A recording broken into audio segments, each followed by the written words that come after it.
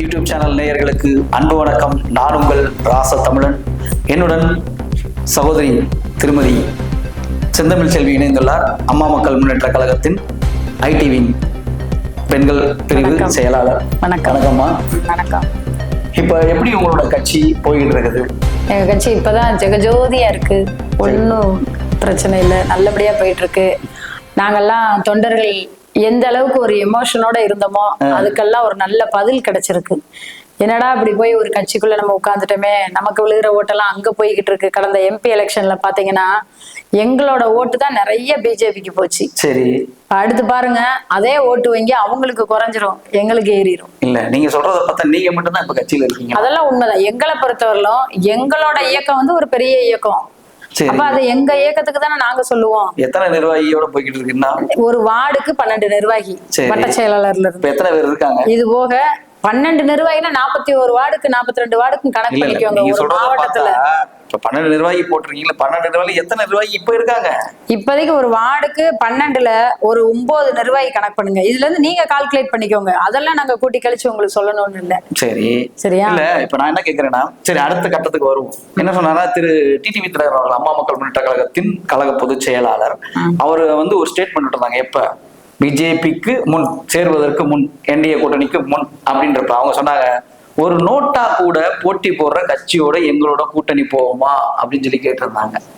இந்த கேட்ட கேள்வியானது இப்ப அவங்களே என்டிஏ கூட்டணிக்குள்ள நாங்க இருக்கோம், என்டிஏ கூட்டணிக்குள்ள நாங்க இருக்கோம்னு சொல்லியுமே வெளியே தள்ளி விடுற மாதிரி தள்ளி விடுறாங்களே, இது எப்படி? அவங்க எல்லாம் தள்ளி விட கிடையாது. நாங்க தான் என்டிஏ கூட்டணி வேண்டாம். அவங்களோட தலைவர் வந்து அண்ணாமலை இருந்தாரு. சரி, ஒரு அனுசரணையில எங்க கூட்டணி அமைஞ்சிச்சு. அதுக்கப்புறம் பாத்தீங்கன்னா எங்களோட வாக்கு வங்கி அவங்களுக்கு போயிருச்சுன்றது எங்களுக்கு தெரிஞ்சிருச்சு. சரி, இன்னொன்னு தலைவரை மாத்தப்படும் போது தலைவருக்கும் எங்களுக்கும் ஒரு மோட்டிவ். அப்ப நீங்க அண்ணாமலைக்காகத்தான் நீங்க என்டிஏ கூட்டணி? அப்படி கிடையாது. என்டிஏ கூட்டணின்றது ஓட்டு வங்கி. என்ன அப்படின்னா அவர் வந்து பிரதமரா இருக்கிறாரு, அது மட்டும்தான் எங்களோட கான்செப்ட் உண்டு. தமிழ்நாட்டுக்குள்ள எங்களோட ஓட்டு வங்கி எங்களுக்கு அதிகமா தான் இருக்கு. சரி, அதான் நான் கேட்கிறேன். நானே என்டிஏ கூட்டணியில நாங்க இருக்கோம்னு சொன்னப்பயுமே உங்களை தூக்கி பிடிக்காம அவங்க சரியா வந்து பாத்தீங்கன்னா திரு எடப்பாடி பழனிசாமி தான் தூக்கி பிடிச்சாங்க. அவரு இப்பதான் வந்திருக்கிறாரு. இப்ப வந்த தலைவர் நயினார் நாகேந்திரனுக்கும் எடப்பாடிக்கும் உள்ள ஒரு ஒற்றுமையின் காரணமா தான் நாங்க வெளியில வந்திருக்கோம். ஏன்னு கேட்டீங்கன்னா, அதான் மக்கள் செல்வர் சொல்லி இருக்கிறாருல, எடப்பாடியை வந்து நாங்க முதல்வரா இல்ல ஒரு கவுன்சிலரா கூட பார்க்க மாட்டோம். இதுதான் எங்க எண்ணம்.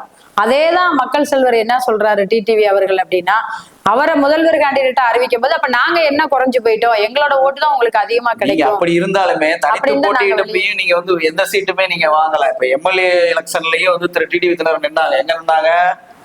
நம்ம திருநெல்வேலி பக்கத்துல ஒரு இடத்துல நின்னாங்க. அங்கேயும் அவங்க ஜெயிக்கல. ரெண்டாவது எம்பி எலெக்ஷன்ல உசிலம்பட்டி அவரோட கோர் இது சமுதாய மக்கள் இருக்காங்கன்னு சொல்லி சொன்னாங்க. அங்கேயும் நின்னாங்க. ஆனா அங்கேயும் ஜெயிக்கல. இதே என்டிஏ கூட்டணியில தான் அவர் இருந்தார். என்டிஏ கூட்டணியில இருந்து ஜெயிக்கலன்றது பிரச்சனை இல்லைங்க. வெற்றியும் தோல்வியும் வீரனுக்கு அழகு. சரியா? நாங்க ஒரு வீரன்.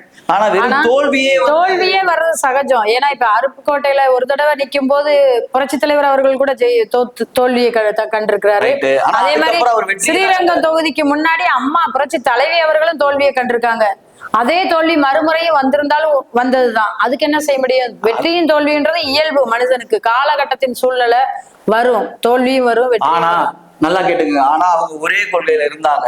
எந்த கட்சியோட நாங்கள் கூட்டணி வைத்து தோர்த்தோமோ அதே கட்சியோட திருப்பி வந்து நாங்க வந்து கூட்டணி வைக்க மாட்டோம்னு சொல்லி கடைசி வரைக்கும் எங்களுக்கும் இப்ப இருக்கும். இல்ல பாரதிய தொடர வாய்ப்பு இருக்கு. இல்ல பாரதிய ஜனதா கட்சி எனக்கு நான் சேர்ந்தது மிகப்பெரிய தவறு, அரசியல் பிழை அப்படின்னு சொல்லிட்டு தான் திரு செல்வி ஜெயலலிதா அம்மா வந்து அவங்க வந்து அந்த கூட்டணியை விட்டு வெளியே வந்துட்டு தனித்து நின்று 40க்கு 40 அறுதி பெரும்பான்மை ஒரு ரெக்கார்டு வச்சுட்டு போனாங்க. ஆனா அதே வாகை சூடி அதே மாதிரியே பேசினவங்க இப்ப ஏன் வந்து திருப்பி என்டிஏ கூட்டணி போயிட்டு மறுபடியும் என்டிஏ கூட்டணியில எங்களுக்கு பிடிக்கலன்னு சொல்லிட்டு வெளியே வர்றாங்க? இதுல என்ன?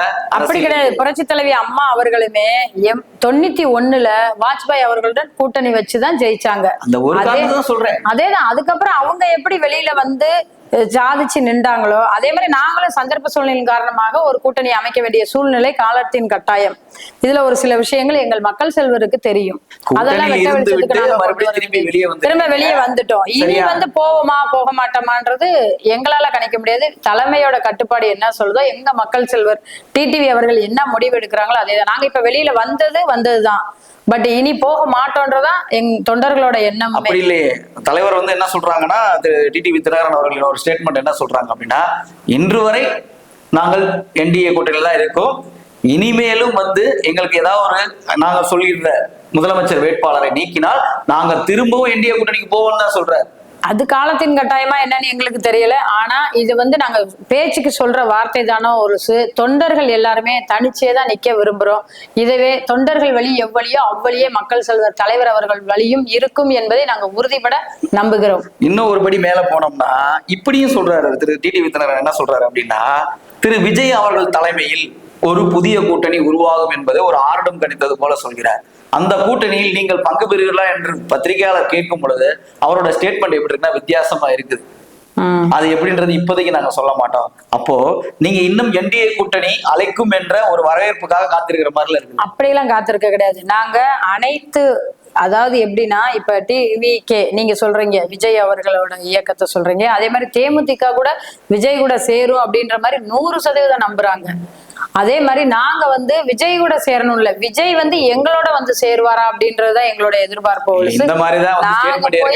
அவங்க கிட்ட சேரணும்ன்றது எங்க எண்ணங்கள் கிடையாது. தனிச்சே கூட நாங்க நிக்க தயார் இல்ல. திரு டிடிவி தினகரன் இதே மாதிரிதான் உங்களை மாதிரிதான் அவரும் சொல்லியிருந்தாரு. எப்படி சொல்லியிருந்தாரு அப்படின்னு கேட்டீங்கன்னா, என்டிஏ கூட்டணியில தான் நாங்க இருக்கோம், அண்ணா திராவிட முன்னேற்ற கழகத்துல நாங்க இல்ல அப்படின்ற மாதிரிதான் சொல்லியிருந்தாரு. ஆனா இன்னைக்கு திரு எடப்பாடி பழனிசாமி அவர்கள் என்ன சொல்லியிருக்காரு அப்படின்னா, நான் வந்து எப்பயும் போலதான் முதலமைச்சர் வேட்பாளராக தான் நான் இருக்கேன், இன்னும் நான் மாறல. ஆனா திரு டிடிவி தினகரன் அவர் சொல்றப்ப என்ன சொல்றாருன்னா, எடப்பாடி பழனிசாமி முதலமைச்சர் வேட்பாளராக இருந்தால் நான் என்டிஏ கூட்டணிக்குள் வரமாட்டேன், வெளியேறுகிறேன். அதுல எந்த ஒரு டவுட்டும் இல்ல.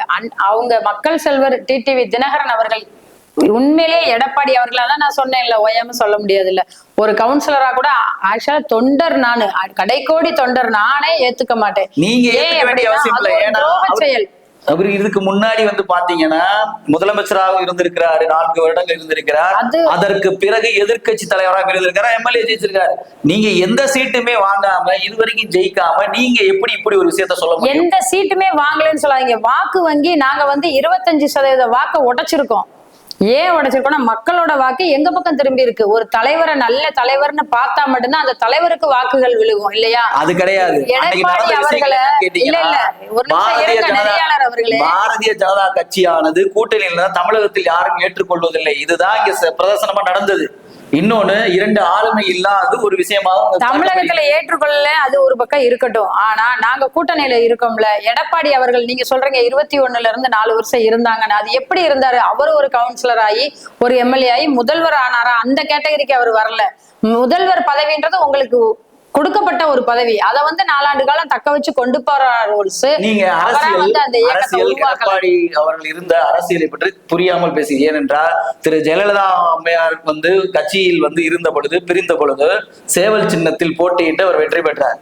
இந்த விஷயம் உங்களுக்கு தெரியுமா? தெரியாது. தெரியும். தலைமை மிக்க அம்மா அவர்கள் இருந்தார்கள்ல, அன்னைக்கு ஜெயிக்கிறது இயற்கை இல்லையா? எம்எல்ஏ நீங்க கவுன்சிலரா கூட ஏற்க முடியாதுன்னு சொல்றப்ப அவரு தனிப்பட்ட முறையில சேவல் சின்னம் பிரதான இரட்டலை சின்னமே கிடையாது, அந்த சேவல் சின்னத்துல ஜெயிச்சவர் அவரு. நாங்க அதே இன்னைக்கு காலகட்டத்தின் சூழ்நிலையில உங்களுக்கு தெரியும், 17ல வந்து பரிசு பெட்டின்ற ஒரு இதுக்கே நாங்க வாக்கு வங்கிகளை நிறைச்சு கொடுத்தோம். நீங்க எப்படி சொல்றீங்க சேவல்னு சொல்றீங்களா? அதே மாதிரி மக்கள் செல்வர் அவர்களுக்கு பரிசு பெட்டிக்கு நாங்க வாக்கு நிறைச்சு கொடுத்தோம். பரிசு பெட்டகத்தில் இருந்த பொழுது பாரதிய ஜனதா கட்சியுடன் நீங்கள் கூட்டணியில் இல்லை என்பதை நன்றாக அப்ப வாங்கிய ஓட்டு வங்கியவும் பாருங்க. நீங்க அதான் நாங்களும் சொல்றோம். பரிசு பெட்டகம் இருந்த பொழுது திரு டிடிவி தினகரன் அவர்கள் கூட்டணியில் இல்லை, என்டிஏ என்ற ஒரு கூட்டணிக்குள்ளே அவர் இல்லை. ஆனா கூட்டணிக்குள்ள வந்தபட்டுமே எங்களோட வாக்கு வங்கிகள் ஏடிஎம்கே உடைக்கப்பட்டது, ஏடிஎம்கேயோட வாக்கு வங்கிகள் அமமுகவுக்கு நிரப்பப்பட்டது. சரியா? நிரப்பப்பட்ட காலகட்டத்தில் அந்த வாக்குகள் வந்து 25% நாங்க எல்லா இடத்துலயுமே, முதுகுளத்தூர் தொகுதியில பாத்தீங்கன்னா எக்ஸ் ராஜா அவர்கள் நின்றாங்க. அப்ப நாங்க பிஜேபியோட கூட்டணி கிடையாது. ஆனா எங்களோட வாக்கு வங்கி அப்ப 40,000 வாக்குகள் நாங்க பெற்றிருந்தோம். அதேதான் தேனியிலையும் பெற்றிருந்தோம். மதுரைக்குள்ள வந்து சில வாக்குகள் நிறைஞ்சிருந்தது. அதே நீங்க அண்ணன் நின்ற இடத்துல எல்லாம் பாத்தீங்கன்னா நிறைய வாக்குகள் வாங்கியிருந்தோம்.